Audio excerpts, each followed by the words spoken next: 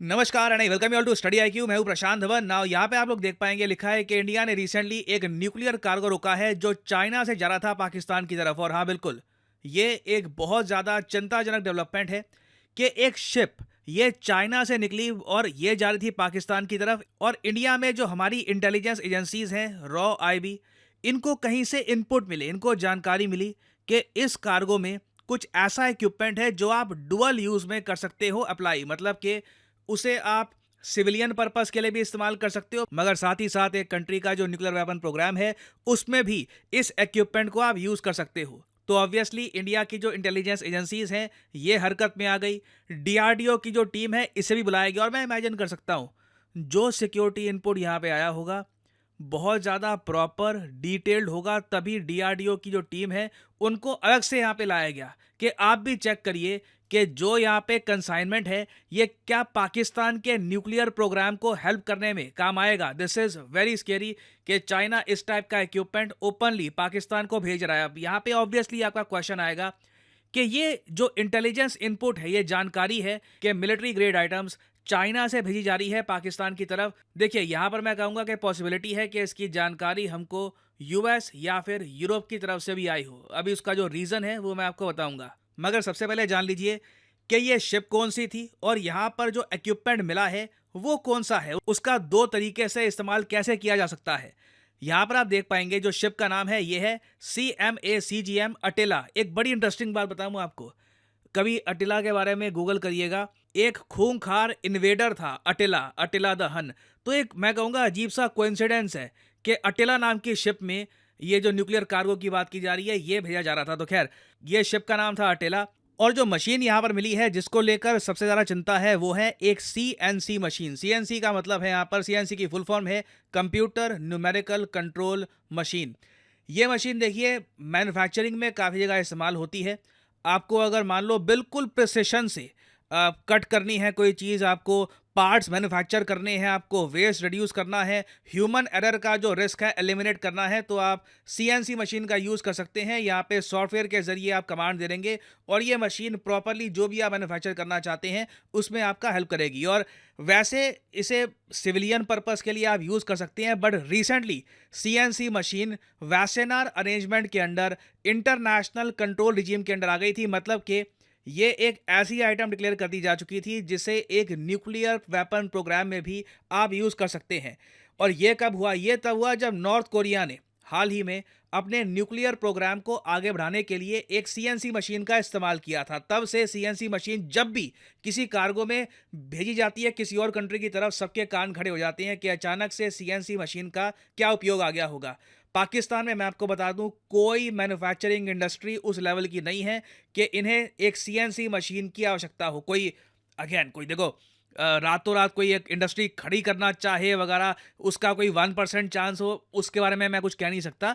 But overall CNC machine China से पाकिस्तान की तरफ जा रही है। चाइना एक ऐसा कंट्री जिस पे ओवर द इयर्स वैसे भी आरोप लगे हैं कि ये न्यूक्लियर प्रोलिफरेशन करते हैं। न्यूक्लियर वेपन्स को मैन्युफैक्चर करने वाला जो सामान है ये चाइना भेज चुका है पाकिस्तान को। इसके बारे में चाइना पे काफी आरोप लग चुके हैं। तो ऑब्वियसली जब चाइना ऐसी मशीन भेजेगा पाकिस्तान को तो इंडियन इंटेलिजेंस एजेंसी यहाँ पर अलर्ट होगी। अब क्वेश्चन यहाँ पे आपका ये आएगा, ये वासेनार अरेंजमेंट क्या है?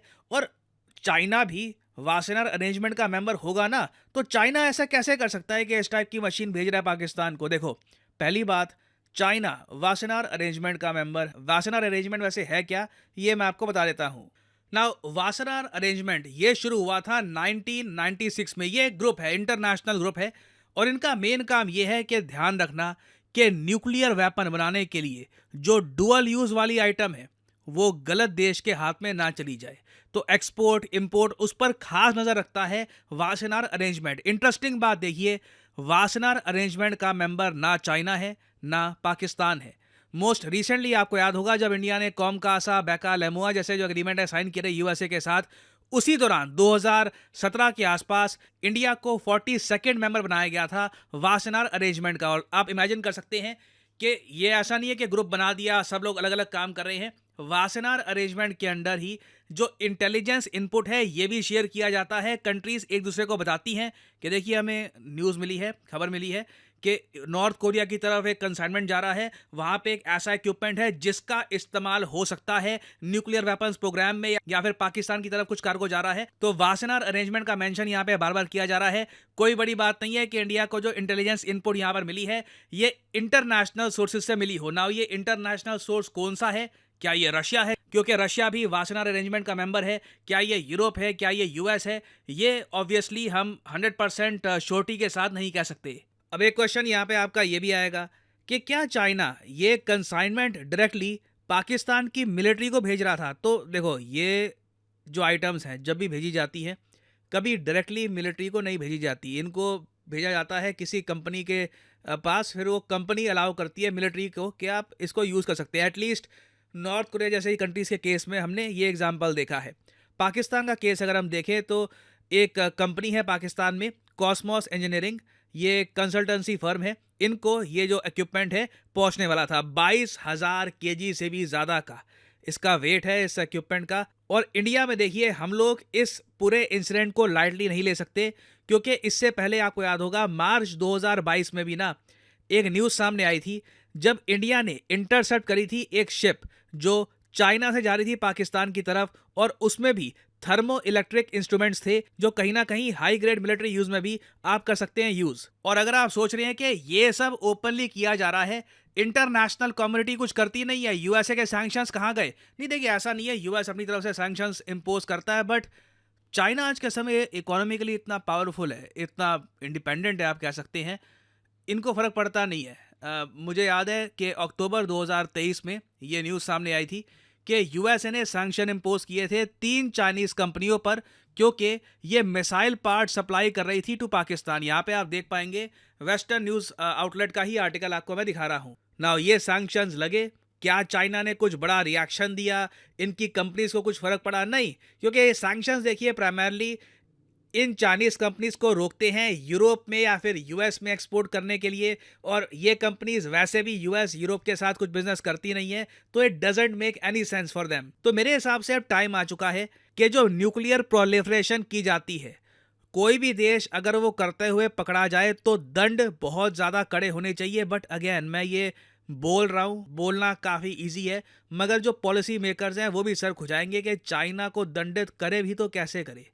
ये बहुत ही बड़ी एक प्रॉब्लम है, और सबसे ज़्यादा आप कह लीजिए चाइना की स्ट्रेंथ ही यही है कि उन्हें आप सैंक्शन से कुछ ज़्यादा डैमेज कर नहीं पाओगे। आई मीन इवन रशिया को भी आप देख लीजिए, दुनिया भर के सैंक्शन लगाने के बाद भी रशिया टूटा नहीं है, रशिया बिखर नहीं गया।